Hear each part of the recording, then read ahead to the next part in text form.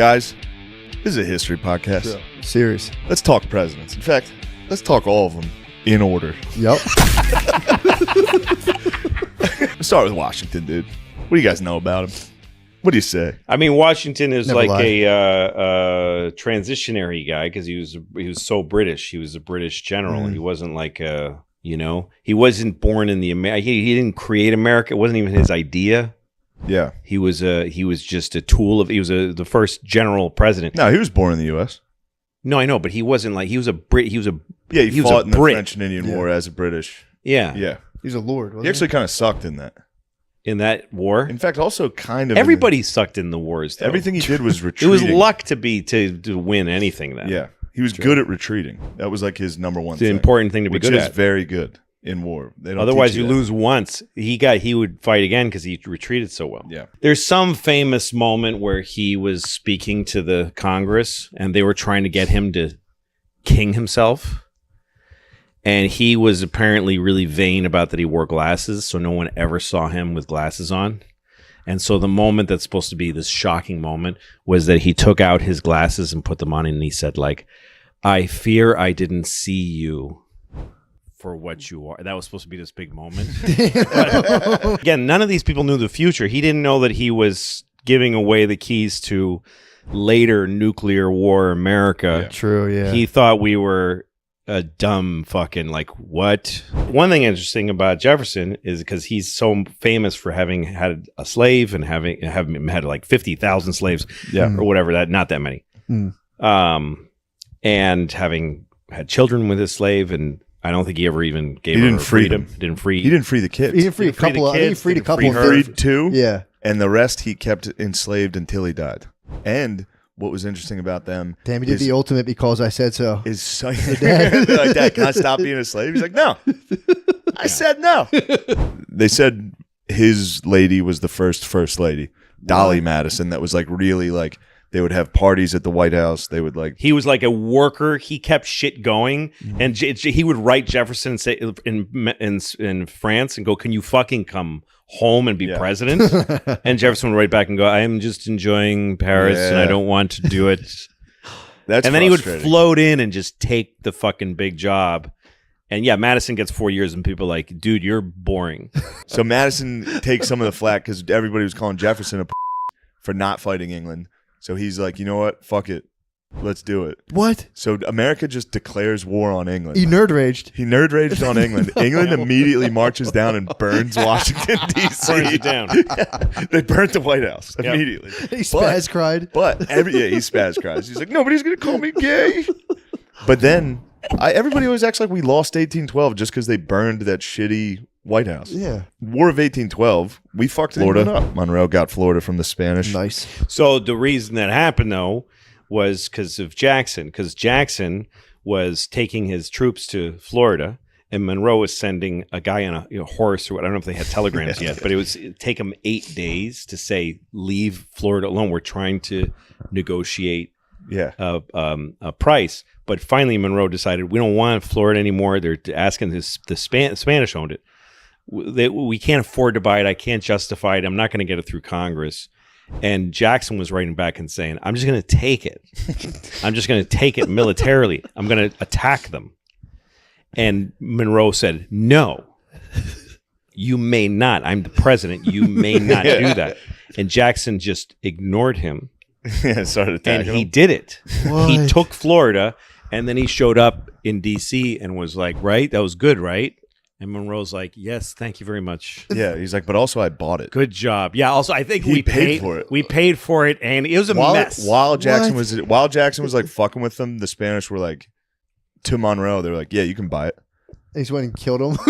He was down fighting them, and he was like, Yeah. actually, you know what? Yeah, we're gonna But sell it. there's two generals that did that. Him and MacArthur did that too. Just did shit without permission. Yeah. And then showed up and said, right, Mr. President, wasn't that the plan That was all pretty along? And he good. goes like, yes, it was the plan all along. Whatever you want. Whatever. Wow. Yes, So you got that- Jackson was a crazy but shrewd.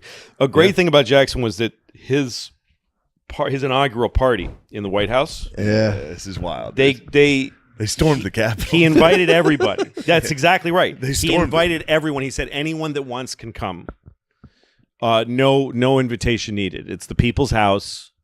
and My the house was God. crammed with common people getting drunk, Just got stealing shit-faced, shit, destroyed and the they whole wouldn't place. leave. And there's a honor code in the White House. You don't ask someone to leave. You don't ever throw anybody out. So they couldn't get them. Like days went by where people are shitting on the floor and raiding the fucking pantry and so what they did was they got huge kegs of beer and they put them on the lawn.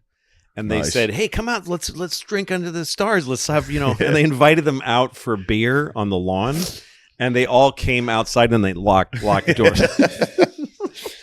That was how he was a people's president. Yeah, Like he was there the was first some populist, in his first yes. guy. Yeah, First one to appeal to the common person. one of the big things with Jackson, he vetoed more bills than every president before him combined. Nice. He hated the banks. He like went to war. It's crazy that he's on the 20. Yeah. It's like a joke because he hated the idea of a central bank. He hated the idea of a treasury.